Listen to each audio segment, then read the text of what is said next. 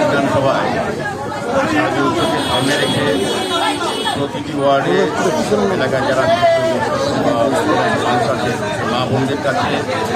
নতুন বস্ত্র তুলে দেওয়ার উপহার হিসাবে দেওয়া যে কর্মসূচি তার অঙ্গ হিসাবে আজকে আলোচনা পরিনিগম অন্তর্গত ওয়ার্ডে আমাদের মাননীয় কর্পোরেটর ব্যবস্থাপনায় আমরা বস্ত্র দান বা বস্ত্র উপকরণ করে দিচ্ছি। আমরা এই বিধানসভায় প্রায় 5,000 ঘরে নতুন বস্ত্র তুলে দেওয়ার ব্যবস্থা করছি। আমার আশা থাকবে পুজোর সময় আমরা যে উদ্দেশ্য নিই যে প্রত্যেক পরিবারে যাতে বস্ত্র পৌঁছে যায় এবং বস্ত্র ধারণ করে মায়ের পুজো অংশগ্রহণ করে জাতি ধর্ম বর্ণ নির্বিশেষে আমাদের যে ঐতিহ্য বিশেষ করে এই এলাকার আমরা বিভিন্ন সম্প্রদায় একসঙ্গে সমস্ত